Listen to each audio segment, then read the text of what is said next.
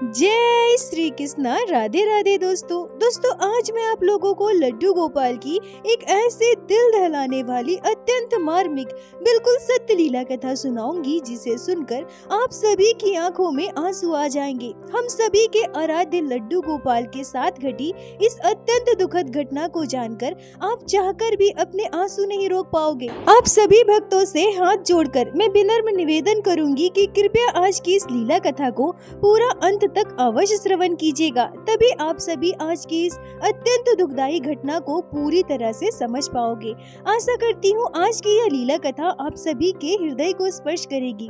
दोस्तों आज की यह लीला कथा हमारे साथ शेयर की है पुष्कर में रहने वाली रागिनी ठाकुर जी ने। रागिनी जी मुझसे कहती हैं कि मेरी शादी को लगभग 14 साल हो गए हैं। शादी से पहले मैं कभी नियमित रूप से भगवान की पूजा पाठ नहीं करती थी। प्रत्येक दिन पूजा पाठ करना, मंदिर जाना, ये सारी चीजें ज्यादा पसंद नहीं थी। हाँ, कभी कभी मैं अपने मम्मी के साथ मंदिर भी जाया करती थी। घर पर किसी तीज त्योहार में पूजा भी करती थी। और दूसरी बात यह भी है कि शादी से पहले मेरा अधिकतर समय अपनी पढ़ाई लिखाई में, कॉलेज में बीतता था, इसलिए मुझे ज्यादा पूजा पाठ करने का समय भी नहीं मिल पाता था। मेरी शादी हुई। शादी के बाद मैं अपने ससुराल गई। मेरे ससुराल में मेरी सासू माँ, ससुर जी, मेरे हस्बैंड और मेरे एक देवर थे। ससुराल का माहौल बहुत ही अच्छा था। सभी मुझसे बहुत प्यार करते थे, मेरा बहुत ख्याल भी रखते थे। शादी के 6 महीने के बाद मैं गर्भवती हुई और फिर मेरे बेटे का जन्म हुआ। मेरे बेटे के जन्म के बाद हमारा पूरा परिवार बहुत खुश था, पर तभी हमारे जीवन में एक बहुत ही बड़ी दुर्घटना घटी। दशहरे का समय था। मेरी सासू माँ और ससुर जी बाजार कुछ खरीदारी करने गए थे। तभी अचानक से उनका रोड एक्सीडेंट हुआ और मेरी सासू माँ की घटना स्थल पर ही मृत्यु हो गई। इस घटना से हमारा पूरा परिवार जैसे बिखर गया था। मेरी सासू माँ बहुत अच्छी थी, उनकी कोई भी बेटी नहीं थी, इसलिए वो हमेशा मुझे अपनी बेटी की तरह प्यार करती थी। मेरी सासू माँ के जाने के बाद हम सभी को बहुत गहरा सदमा लगा था। आज तक मैंने अपने ससुराल में कोई जिम्मेदारी नहीं निभाई थी, सब मेरी सासू माँ ही संभालती थी। पर ऐसे अचानक से सासू माँ के चले जाने के बाद पूरे घर की जिम्मेदारी मुझ पर आ गई थी। अचानक से आई जिम्मेदारी से मैं बिल्कुल सहम गई थी। मेरा बेटा भी छोटा था, बेटे को संभालना, साथ ही साथ ससुर जी, मेरे हस्बैंड और मेरे देवर जी और इतने बड़े घर की जिम्मेदारी, मेरे लिए सब कुछ बहुत मुश्किल हो गया था। तभी हमने सोचा कि अपने देवर जी की भी शादी करवा देते हैं, इससे घर की जिम्मेदारियां थोड़ी बढ़ जाएगी। और वैसे भी मेरे देवर जी की भी पढ़ाई खत्म हो चुकी है, वो जॉब करने लगे हैं, शादी की उम्र भी हो गई है। फिर हमने एक अच्छी सी लड़की ढूंढकर अपने देवर जी की शादी करवाई। रागिनी जी कहती हैं कि मेरे देवर जी की शादी जब हुई थी उस समय मेरी देवरानी की उम्र काफी कम थी। वो गरीब परिवार से थी, उसके पापा नहीं थे। 3 छोटे छोटे भाई बहन की जिम्मेदारी उसकी मम्मी पर थी, इसलिए काफी छोटी उम्र में ही मेरी देवरानी की शादी हो गई थी। मेरी देवरानी स्वभाव से बहुत ही सीधी और सरल थी। दीदी दीदी कहकर हमेशा मेरे आगे पीछे घूमा करती थी। मेरा बेटा बहुत छोटा था, मैं ज्यादा काम भी नहीं कर पाती थी, पर मेरी देवरानी इतनी अच्छी थी कि पूरे घर का काम अकेले संभाल लेती थी, कभी किसी से कोई शिकायत नहीं करती थी। कभी कभी तो मुझे भी बहुत बुरा लग जाता था कि बेचारी अकेले इतना सब कुछ कर रही है, पर मैं अगर कोई काम करना भी चाहूँ तो वो मुझे मना कर देती थी। कहती थी कि दीदी आप बाबू का ध्यान रखो, वो बहुत शैतानी करता है, इधर उधर अकेले मत छोड़िए, मैं घर का पूरा काम कर लूंगी। मतलब आज के समय में ऐसी लड़की मिलना बहुत ही मुश्किल है। साथ ही साथ मेरी देवरानी की मम्मी भी बहुत अच्छी थी। वो जब भी हमारे घर आती थी तो जितना प्यार अपनी बेटी से करती थी उतना ही प्यार मुझसे भी करती थी। अपनी बेटी के लिए कुछ भी लेकर आती थी तो मेरे लिए भी वही चीज लेकर आती थी। ऐसे ही समय बीतता रहा। मेरे देवर जी की शादी को लगभग 4 महीने बीत गए थे। फिर हम सब ने मिलकर यह निश्चय किया कि हम पूरा परिवार वृंदावन बांके बिहारी जी के दर्शन करने जाएंगे। पर क्योंकि मेरे ससुर जी की तबीयत ठीक नहीं थी तो वो घर पर ही रुके। मैं, मेरे हस्बैंड, मेरे देवर, मेरी देवरानी और मेरा बेटा, हम सभी वृंदावन धाम पहुँचे। वहाँ अच्छे से दर्शन किए। तभी वहाँ मेरी देवरानी कहती है कि उसे लड्डू गोपाल की सेवा लेनी है, वो बाल गोपाल को हमारे घर लाना चाहती है। सच कहूँ तो मैंने अपनी देवरानी को मना कर दिया था। मैंने उससे कहा था कि लड्डू गोपाल की सेवा करना बहुत कठिन होता है, तुम नहीं कर पाओगी, रहने दो, बाद में कभी आएंगे ना तो लड्डू गोपाल को लेकर जाएंगे। पर मेरी देवरानी का बहुत मन था। वो बार बार मुझसे कह रही थी कि दीदी लड्डू गोपाल को घर लेकर चलते हैं ना। मायके से ही मेरा बहुत मन था लड्डू गोपाल की सेवा करने का, पर वहाँ हमारा घर काफी छोटा था ना, वहाँ इतनी सुख सुविधाएं भी नहीं थी, इसलिए मैं कभी बाल गोपाल को अपने घर ना ला पाई। पर प्लीज दीदी, हम लड्डू गोपाल को घर लेकर चलते हैं ना। ऐसा कहकर मेरी देवरानी खूब जिद करने लगी। अब मेरी देवरानी के इतना जिद करने पर मैंने भी उसे कहा कि चलो ठीक है। और फिर मेरी देवरानी वृंदावन से एक छोटे से प्यारे से 4 नंबर साइज के लड्डू गोपाल को हमारे घर लेकर आई और पूरे श्रद्धा भाव से बाल गोपाल की नित्य सेवा करने लगी।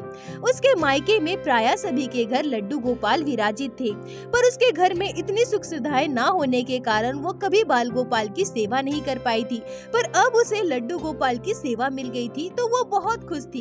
रागिनी जी कहती हैं कि हमारे घर में मांस मछली तो कोई नहीं खाता था, न ही हमारे घर में कभी मांसाहार बना, पर हाँ, हम प्याज लहसुन खाते थे। पर लड्डू गोपाल के आने के बाद मेरी देवरानी ने प्याज लहसुन खाना बिल्कुल छोड़ दिया था। वो प्रत्येक दिन लड्डू गोपाल के लिए अलग से भोजन बनाया करती थी। पहले बाल गोपाल को भोग लगाती थी और उसे ही प्रसाद के रूप में खुद ग्रहण करती थी। उसके इतने श्रद्धा भाव ठाकुर जी के प्रति, उसके मन में इतना प्रेम और इतनी लगन से बाल गोपाल की सेवा करना सच में बहुत ही आश्चर्यजनक था। कभी कभी मुझे बड़ा आश्चर्य भी होता था। मैं उससे कहती भी थी कि तुमने अचानक से प्याज लहसुन खाना छोड़ दिया, तुम हमेशा सादा खाना कैसे खा लेती हो, तुम बाल गोपाल के लिए इतना सब कुछ कैसे कर लेती हो, मुझसे तो कभी नहीं होगा। तब मेरी देवरानी कहती थी कि ऐसा नहीं है दीदी, जब आप भी लड्डू गोपाल की सेवा करोगी ना तो देख लेना आपके मन में भी वो भाव अपने आप आ जाएगा। आप खुद चाहोगे कि अपने लल्ला के लिए ऐसा क्या करूं जिससे मेरे लड्डू गोपाल को प्रसन्नता हो। रागिनी जी कहती हैं कि ऐसे ही समय बीतता रहा। इसी बीच मेरी देवरानी गर्भवती हुई। अब मेरा बेटा भी लगभग 3.5 साल का हो चुका था। हमारे घर पर दूसरा एक छोटा सा बच्चा आ चुका था। हम सभी बहुत खुश थे और इतने वर्ष बीत जाने के बाद भी आज तक मुझ में और मेरी देवरानी में कभी भी मनमुटाव नहीं हुआ या फिर लड़ाई झगड़ा बिल्कुल भी नहीं हुआ था। समय बीतता रहा, हमारा पूरा परिवार बहुत ही खुशहाल था। लड्डू गोपाल को हमारे घर आए हुए लगभग 2 वर्ष बीत गए थे, पर सच कहूँ तो आज तक मैंने कभी लड्डू गोपाल की सेवा नहीं की थी, क्योंकि मेरे मन में यह बात बैठ गई थी कि इतना सब कुछ मैं लड्डू गोपाल के लिए नहीं कर सकती हूँ। मुझे बड़ा ही आश्चर्य होता था जब मेरी देवरानी इतना कुछ कर लेती थी। दूसरा कारण यह भी था कि मैं प्याज लहसुन खाती थी तो मुझे लड्डू गोपाल को स्पर्श करने में थोड़ा डर भी लगता था। पर उन दिनों जब मेरी देवरानी लड्डू गोपाल को स्पर्श नहीं कर पाती थी, तब मेरी देवरानी मुझे जितना बताती थी मैं लड्डू गोपाल की सेवा उसी तरह से कर दिया करती थी। पर हाँ, उन 4 या 5 दिनों तक मैं लड्डू गोपाल को घर के बनाए हुए भोजन का भोग नहीं लगाती थी, क्योंकि मेरे लिए इतना मुमकिन नहीं हो पाता था कि मैं घर के लिए अलग खाना बनाऊं और लड्डू गोपाल के लिए अलग खाना बनाऊं।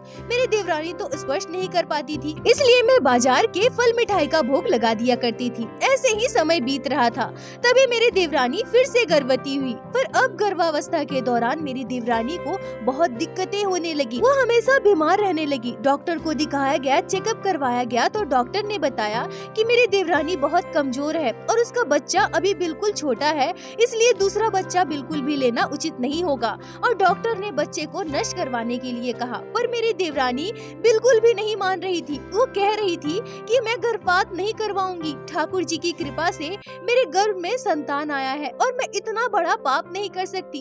मैं अपने गर्भ के संतान की हत्या नहीं करूंगी। पर धीरे धीरे मेरी देवरानी की तबीयत और भी बिगड़ती रही। वो बहुत उल्टियाँ करती थी और उसे बहुत चक्कर भी आता था। उसने खाना पीना भी बिल्कुल छोड़ दिया था। ऐसा लग रहा था मानो गर्भावस्था के 3-4 महीने होते होते वो पूरी तरह से कमजोर हो गई थी। देखकर भी कोई भी बता सकता था कि वो कितनी कमजोर है। बिल्कुल पतली दुबली सी हो गई थी। पर इस अवस्था में भी उसने लड्डू गोपाल की सेवा नहीं छोड़ी। इतनी बीमार रहने के बावजूद वो प्रत्येक दिन लड्डू गोपाल के लिए अपने हाथों से भोजन तैयार करती थी, बाल गोपाल का स्नान श्रृंगार करती थी, पूरे नियम विधि विधान से लड्डू गोपाल को भोग भी लगाती थी।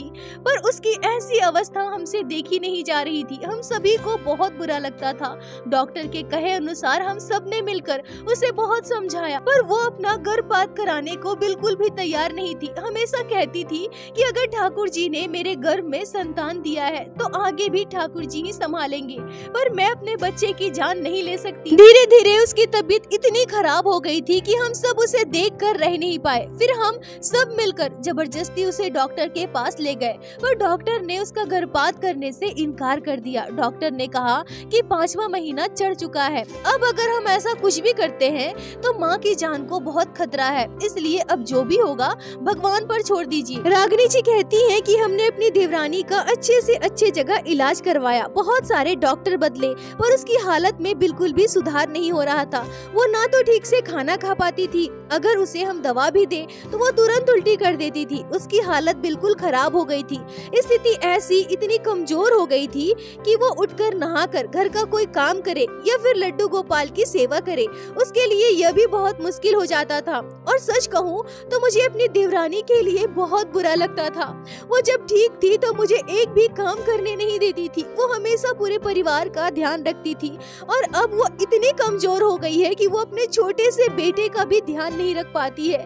पर जैसे भी हो वो लड्डू गोपाल की सेवा करती थी। स्थिति इतनी खराब, फिर भी प्रत्येक दिन उठकर स्नान करती थी। बैठे बैठे लड्डू गोपाल का स्नान श्रृंगार करती थी, बैठे बैठे ही बाल गोपाल के लिए भोजन भी बनाती थी। अब वो तरह तरह के पकवान तो नहीं बना पाती थी, पर कभी खिचड़ी, कभी खीर, कभी हलवा थोड़ा सा बाल गोपाल के लिए बना देती थी। अब मेरी देवरानी का 8वां महीना चल रहा था। तब एक दिन मेरी देवरानी मुझसे एक ऐसी बात कहती है जिसे सुनकर मेरा दिल जोर से धड़क जाता है, मेरी आंखों में आंसू आ जाते हैं। वो मुझसे कहती है कि दीदी, मुझे नहीं लगता कि मैं ज्यादा दिनों तक जिंदा रहूंगी, मुझ में बिल्कुल भी ताकत नहीं है, मैं उठकर 2 कदम भी नहीं चल पा रही हूँ। मैं आपको बहुत मानती हूँ दीदी, मेरी सारी आशाएं उम्मीदें बस आपसे ही है।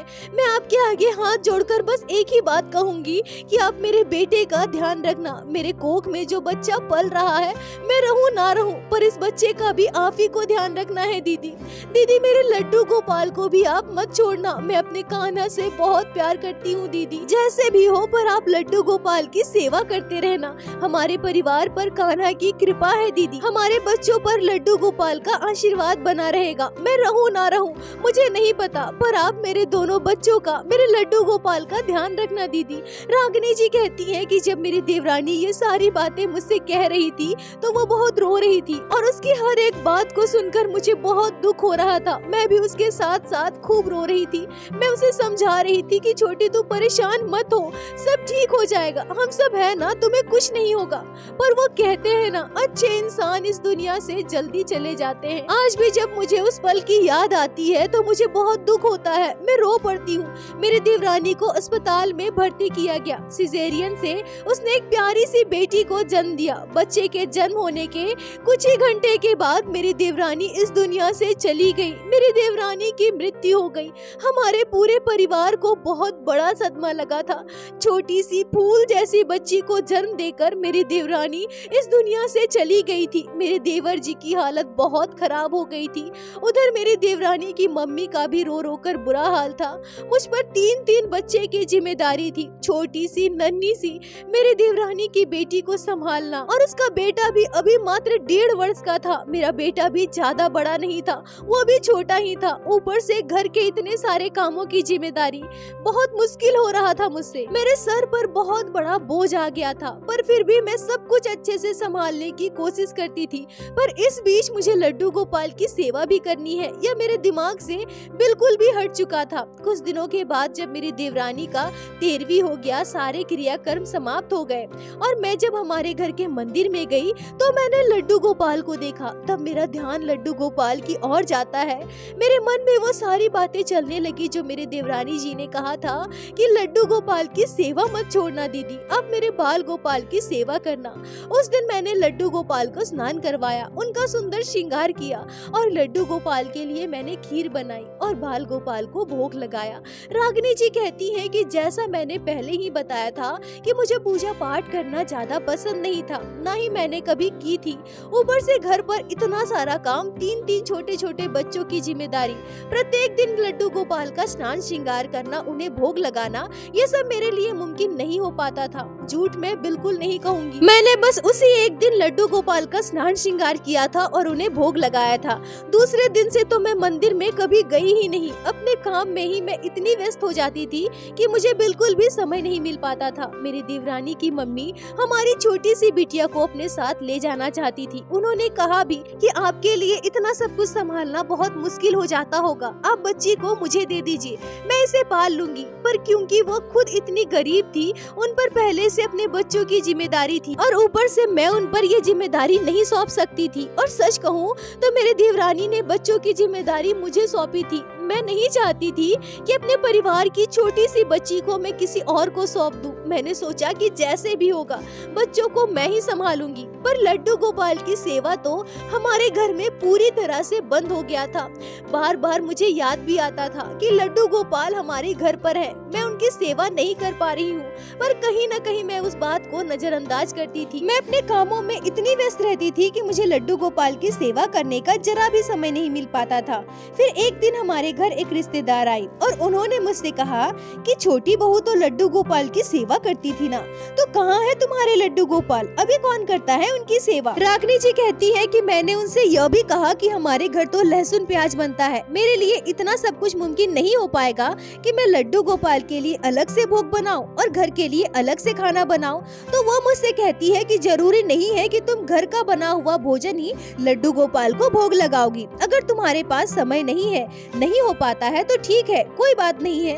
एक काम करना, प्रतिदिन बाल गोपाल को स्नान जरूर करवाना। मिश्री, गुड़, बतासा जो भी तुम्हारे पास हो उसे ही बाल गोपाल को भोग लगा देना। इतना तो कर ही सकती हो ना। देखो, बाल गोपाल को घर में ऐसे भूखे प्यासे रखना सांसारिक लोगों के लिए बिल्कुल भी सही नहीं है। तुम्हारे बच्चे हैं, परिवार है, ऐसा बिल्कुल भी मत करो, अपशगुन होता है। रागिनी जी कहती है कि उनकी हर एक बात मेरे दिल पर लगी थी। मेरे मन में भी अब ये सारी बातें चलने लगी कि वो तो सही कह रही थी ना। मेरी देवरानी तो लड्डू गोपाल की सेवा इतनी जतन से किया करती थी और है तो वो भगवान ही, भगवान श्री कृष्ण के बाल स्वरूप है लड्डू गोपाल। मैंने ऐसे अचानक से उनकी सेवा छोड़ दी है तो कहीं हमारे घर में कोई अनिष्ट ना हो जाए। नहीं, और ठीक है, अगर मैं उनके लिए भोग नहीं बना सकती तो उनके लिए अलग से मैं मिश्री, बतासा, गुड़ एक बार में ही ज्यादा करके मंगवा लूंगी और प्रत्येक दिन उसी का भोग लगाऊंगी। इसमें मुझे ज्यादा समय भी नहीं लगेगा। रागिनी जी कहती है कि मैंने जैसा सोचा था वैसा ही किया। मैंने अपने हस्बैंड से कहा कि आप लड्डू गोपाल के लिए 1 किलो बतासा लेकर आइए, पर उस दिन दुकान में उन्हें बतासा नहीं मिला, इसलिए वो दुकान से 1 किलो गुड़ लेकर आए। अब 1 किलो गुड़ तो बहुत ज्यादा होता है। मैं सुबह थोड़ा जल्दी उठ जाया करती थी, घर के काम खत्म करके खुद स्नान करती थी और तुरंत बाल गोपाल को भी स्नान करवा देती थी और उन्हें बस पोशाक धारण करवाती थी। मैं उनका प्रतिदिन श्रृंगार भी नहीं करती थी और थोड़ा सा गुड़ और ग्लास में पानी लड्डू गोपाल को भोग लगा देती थी। ऐसे ही समय बीत रहा था। मैं दोपहर को या फिर शाम को भोग नहीं लगाती थी, न ही मैं संध्या आरती करती थी, न ही मैं रात को लड्डू गोपाल को सुलाती थी। लड्डू गोपाल दिन रात ऐसे ही मंदिर में बैठे रहते थे और ऐसे ही लगभग 1.5-2 महीने और बीत गए और तभी मेरे साथ एक आश्चर्यजनक घटना घटी। एक दिन जब मैं गहरी नींद में सो रही थी तो मैंने एक चौंका देने वाला सपना देखा। मैं अपने सपने में एक छोटे से बच्चे को देखती हूँ, बिल्कुल छोटा सा, लगभग 2.5-3 साल का बच्चा, रोते हुए, आंखें मींचते हुए मेरे पास आकर खड़ा हो गया और मुझसे कहता है, मैया, ओ मैया, मुझे बहुत भूख लगी है, मुझे भोजन कराओ ना मैया। मैया, तू प्रत्येक दिन मुझे गुड़ खिलाती है, उससे मेरा पेट नहीं भरता। मैया, मुझे प्रत्येक दिन गुड़ खाने की इच्छा नहीं होती, मुझे अपने हाथों से भोजन बनाकर भोग लगाओ ना मैया। मैया, मुझे बहुत नींद आती है तो मुझे सुला दो ना मैया। मैया, देख ना मैया, देख मुझे कितनी भूख लगी है। और यह कहते हुए वो बच्चा अपनी आंखें मींच रहा था। ऐसा लग रहा था मानो वो बच्चा बहुत दुखी है, रो रहा है और रोते हुए मुझसे ये सारी बातें कह रहा है। रागिनी जी कहती है कि तभी अचानक से मेरा सपना टूट जाता है। मैं उठकर बैठ जाती हूँ और घड़ी की ओर देखती हूँ तो सुबह के 3 बज रहे थे। मुझे पसीना आ रहा था, हाथ पाँव ठंडा हो रहा था। मैं अपने सपने की संपूर्ण बात समझ गई थी क्योंकि उस छोटे से बच्चे ने मुझसे गुड़ की बात की थी। उसने मुझसे कहा था कि तुम मुझे प्रत्येक दिन गुड़ खिलाती हो और उसने मुझे यह भी कहा था कि उसे बहुत नींद आती है और मैं तो लड्डू गोपाल को सुलाती ही नहीं थी। मैं यह भली भांति समझ गई थी कि वो बच्चा कोई और नहीं बल्कि भगवान श्री कृष्ण के बाल स्वरूप लड्डू गोपाल ही है। मुझे अपनी भूल का एहसास था। मैं यह समझ चुकी थी कि मेरी देवरानी ने बाल गोपाल की मूर्ति की इतनी सेवा की है कि लड्डू गोपाल की मूर्ति में प्राण आ गए हैं और बाल गोपाल साक्षात हमारे घर विराजित है। और मैं अभागन इतने वर्षों से अपनी देवरानी को लड्डू गोपाल की सेवा करते देख रही थी, बाल गोपाल से इतना प्रेम करते देखी थी, फिर भी मेरे मन में वो श्रद्धा, वो भक्ति नहीं जाग पाई। ठाकुर जी के प्रति मेरे दिल में वो प्रेम उत्पन्न नहीं हो पाया। पर आज मुझे अपनी भूल का एहसास था, अपने किए पर पछतावा हो रहा था। मैंने महीनों तक लड्डू गोपाल को पहले भूखा रखा। हमारे घर पर हम अच्छा खाना बनाकर खाते थे, तरह तरह के पकवान बनाते थे, और वहीं हमारे घर के मंदिर में लड्डू गोपाल भूखे प्यासे बैठे रहते थे। महीनों बाद मैंने लड्डू गोपाल को भोग लगाना प्रारंभ किया। मैं प्रत्येक दिन लड्डू गोपाल को बस गुड़ का भोग लगाती थी। गुड़ खाकर मेरे छोटे से बाल गोपाल भला कैसे रह सकते हैं। मैं तुरंत उठी, घर के पूरे काम खत्म की, खुद स्नान करके बाल गोपाल को स्नान करवाया, और उस दिन मैंने अपने लड्डू गोपाल का खूब सुंदर श्रृंगार किया। अपने हाथों से बाल गोपाल के लिए पूरियां बनाई, सब्जी बनाई, थोड़ी सी खीर बनाई और लड्डू गोपाल को भोग लगाया। उस दिन से मैंने यह नियम बना लिया था कि अब हमारे घर पर प्याज लहसुन बिल्कुल नहीं बनेगा। हम सभी शुद्ध शाकाहारी भोजन करेंगे, जिससे मैं अपने कान्हा को प्रत्येक दिन घर के बने हुए भोजन का भोग लगा सकूं। आज इस घटना को वर्षों बीत गए हैं। देवर जी की हमने दोबारा शादी की है, पर मैं अपनी देवरानी के कहे अनुसार उसके दोनों छोटे छोटे बच्चे का खुद ध्यान रखती हूँ। मैंने अपने बेटे के बाद दूसरे कोई संतान को जन्म नहीं दिया, क्योंकि मेरे पास अब 3 संतान है।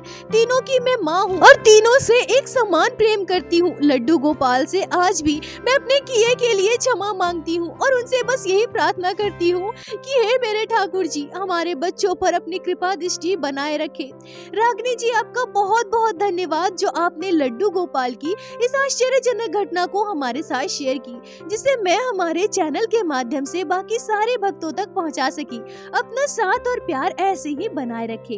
दोस्तों, यहाँ मैं आप सभी से एक बात कहूंगी कि लड्डू गोपाल को 56 भोग नहीं चाहिए। ऐसा बिल्कुल भी नहीं है कि लड्डू गोपाल को अगर हम गुड़ मिश्री बतासे का भोग लगाते हैं तो वह हमारे भोग को स्वीकार नहीं करेंगे। हमारे कान्हा तो बस भाव के भूखे होते हैं।